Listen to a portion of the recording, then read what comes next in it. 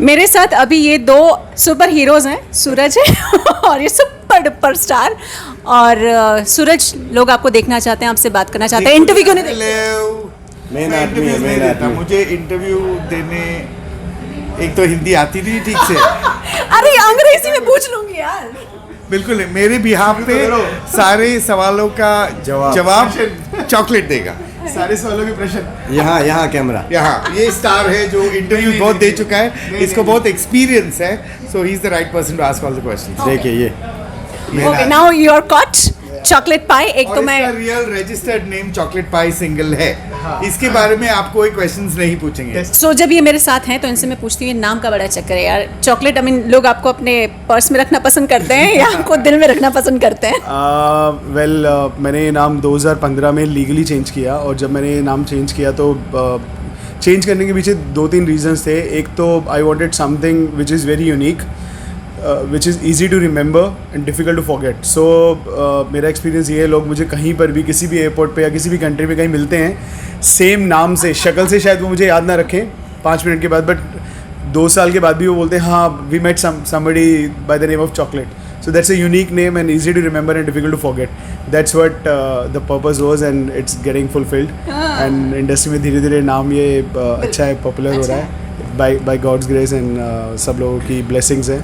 So yeah, there's a history behind the name, a small history, nothing else. Don't ask me the real name, that's it. उफ, मतलब एक journalist को ऐसा नहीं पूछना, मतलब कितना बड़ा जुर्म हो रहा है और जुल्म हो रहा है। लड़कियां क्या बुलाती हैं? Hi dear chocolate, can I eat you, can I keep you in my They just call me Mr. Single. So my full name is Chocolate Pie Single.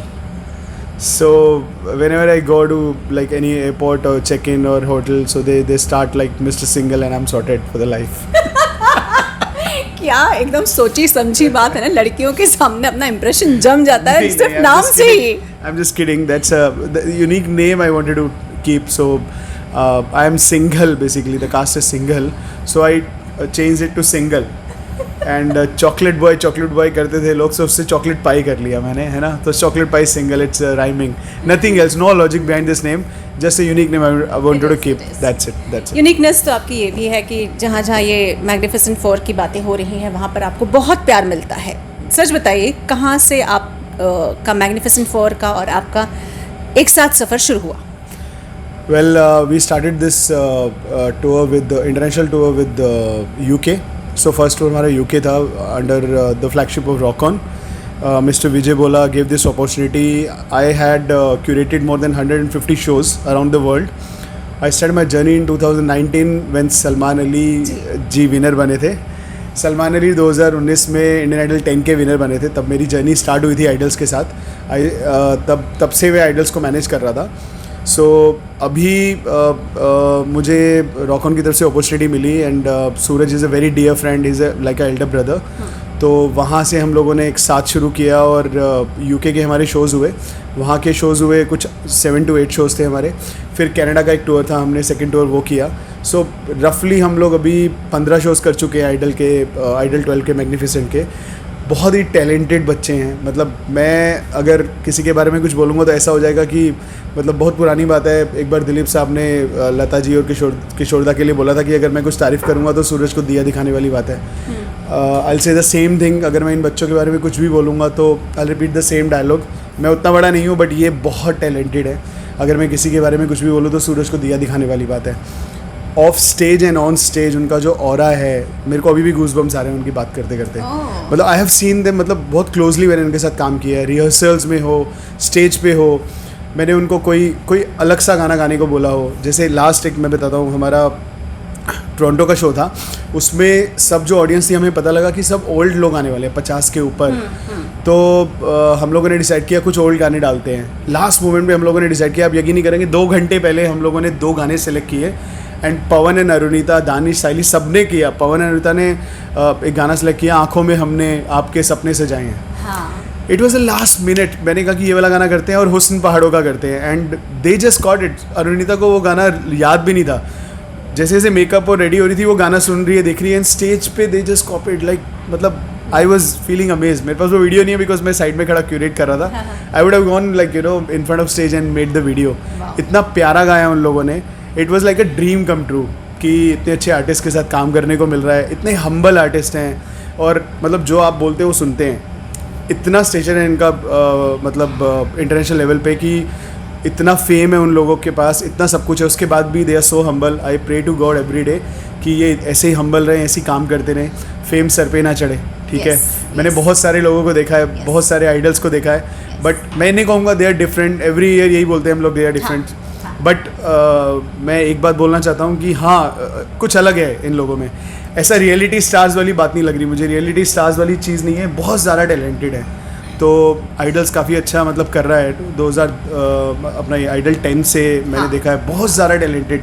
Salman Ali ने जो मतलब आइडल्स का नाम निकाला है उसके बाद से जो टैलेंट्स आ रहा है आइडल में, सो दे हैव रियली, जो हमने नाम रखा था ना मैग्निफिसेंट 4, हमने डिसाइड किया था बहुत मतलब ऊपर नीचे करके हम लोगों ने नाम रखा था इस टूर का, तो उन लोगों ने वो खरा उतरे उस नाम पे ना, magnificent 4, so they are really magnificent चारों के चारों।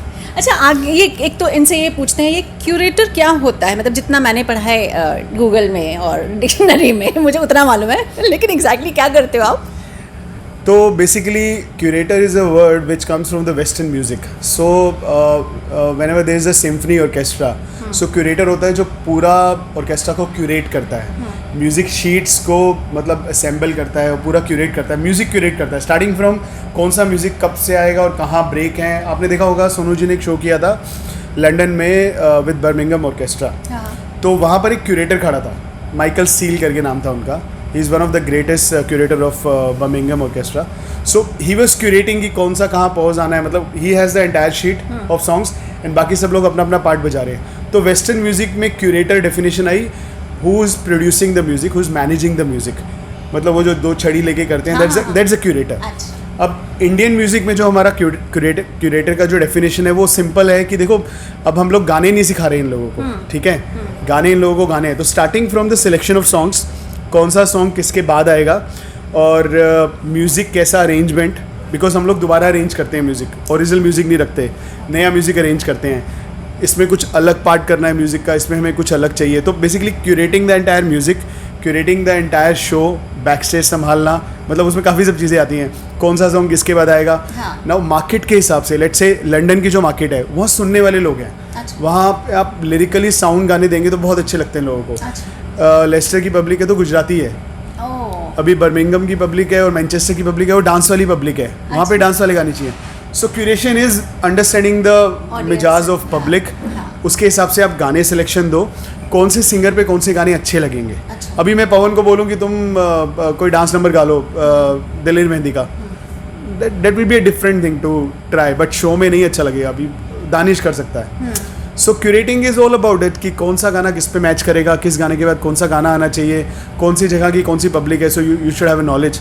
सो वो कभी कभी काम आता है। वो 150 शोज़ मैंने कंप्लीट किए थे लीड्स में अपने अगस्त में, जब सलमान अंकुश का मैं टूर कर रहा था रॉकॉन के साथ ही। So I completed 150 shows as a curator. So वो सब एक्सपीरियंस काम आता है कि किसको कौन सा, जैसे हमने अभी मैंने बताया ना टोरंटो में हमने 2 गाने डाले, हुस्न पहाड़ों का और आंखों में हमने आपके, तो वो एक अच्छा एक्सपेरिमेंट। जैसे ही वो गाना स्टार्ट हुआ, I saw everyone took out their mobile and started video, because वो गाना उन्होंने मतलब शायद लाइव म्यूजिक में कभी सुना ही नहीं होगा, सुना ही नहीं होगा। बहुत मुश्किल है कि कोई उस तरह का कोई गाना गाएगा। और हुस्न पहाड़ों का मतलब मेरे ख्याल से शायद सुरेश जी भी अपने शो में नहीं गाते होंगे वो गाना, लेकिन वो इतना प्यारा गाना है, जब इन्होंने गाया तो अनएक्सपेक्टेडली, एंड हम लोग वही एक्सपेक्ट कर रहे थे कि लोग उसको पसंद करेंगे। तो बस this is all about curating. So chocolate pie ji, what's next? आप कहाँ पर आपके सफ़र जारी रहने वाला है? अभी तो खैर कोविड ने फिर हम लगाया है। अभी हमारा इजराइल का टूर था 22 को, फिर दुबई है, फिर यूके का रीलोडेड है, देन यूएस है मार्च में, फिर दार एस सलाम है, कनाडा का एक और ट्राई कर रहे हैं हम लोग। तो टूर्स तो काफ़ी हैं, यूरोप भी है, बट ऊपर वाले से दुआ है और फैंस की ब्लेसिंग्स रहेगी सब लोगों को। तो ये कोविड का अगर थोड़ा ठीक रहेगा माहौल और इंटरनेशनल ट्रैवल की रिस्ट्रिक्शंस नहीं रहेंगी तो बहुत टूर्स हैं। Let's see, let's pray. Let's pray. आप दर्शक भी प्रे कीजिए कि चॉकलेट पाई की मीठी मीठी बातें और मीठी मीठी जो म्यूज़िकल बातें हैं वो आप सभी को सुनना मिले और उनके क्यूरेट किए हुए शोज़ भी देखना मिले। Thank you so very much, thank you so much.